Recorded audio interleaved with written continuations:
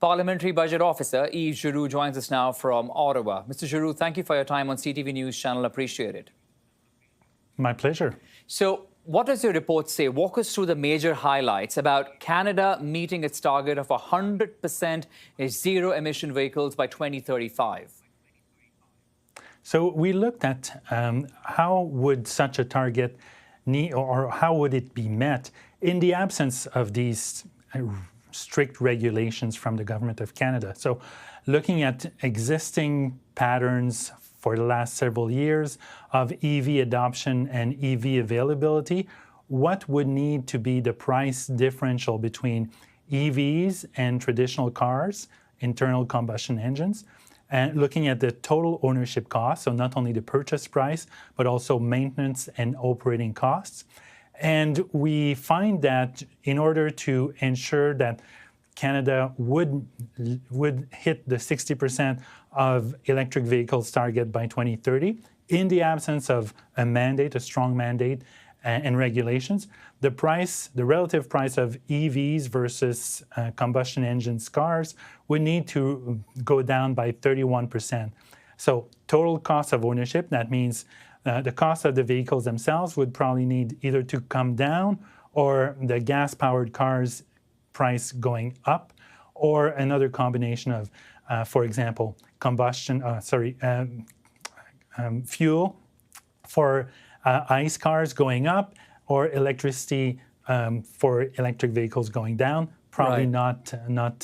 not very likely. So that means that in the absence of a government mandate and regulations forcing manufacturers to sell at least 60% of ZEV, zero-emission vehicles, that's the price differential that one would need to meet these targets.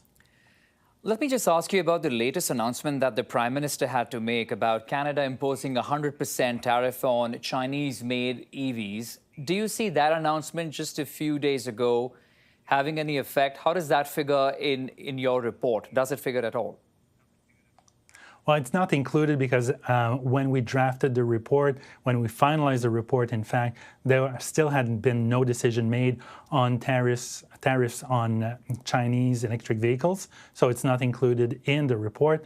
That being said, it wouldn't significantly change the conclusion of our report. Mm-hmm. The availability of Chinese EVs would just make it much easier for consumers to meet the target, to go with electric vehicles, given that they're cheaper than the alternatives that are currently on offer. But the conclusion of the report is exactly the same. In fact, our report concludes that affordable EVs are the key to ensuring consumers are willingly adopting electric vehicles as opposed to mandating these vehicles. But to have an electric vehicle become more affordable, we need to have that sort of a competition in place. But if you're imposing these tariffs on Chinese-made cars, they become more expensive for the Canadian market. So I have to ask you, in terms of the manufacturers here or in North America, what adjustments do you think they will have to make sure that the vehicles are cheaper and consumers like me are interested? Well, we talk about the relative price of EVs versus gas-powered vehicles for a reason. It means that the relative price has to go down for EVs. It can be done by bringing the cost of electric vehicles down, but it could also be by increasing the cost of all the other alternatives, which is the gas and diesel-powered cars and light trucks. So that's why we say the relative price, because with the current mandate, it could well be that prices of EVs go down, but commensurately with that, there is an increase in gas-powered vehicles, because manufacturers will have to provide at least 60% of new vehicles sold as EVs by 2030 and 100% by 2035. And they'll be exposed to penalties if they don't meet these targets. Okay. And when manufacturers have penalties, they tend to pass that on to consumers as well.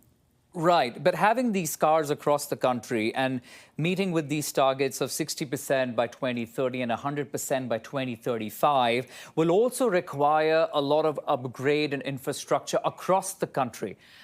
Did your report factor that in? And if it did, what does it tell us? What needs to be done? Yes, we also looked at that because that's also a significant component of Canada's strategy to move to electrified transportation, modes of transportation.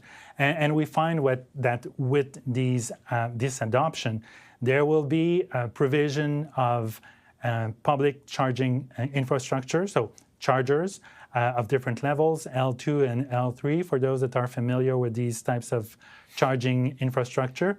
And there'll be a provision, an additional provision of that, given that the governments, not only the federal but also provincial governments, provide subsidies and incentives for the private sector to make these available, but that will still be insufficient to meet all the demand. So there'll be a small gap in the public charging infrastructure in the country based on information that is available to us right now, and also based on studies conducted in other countries.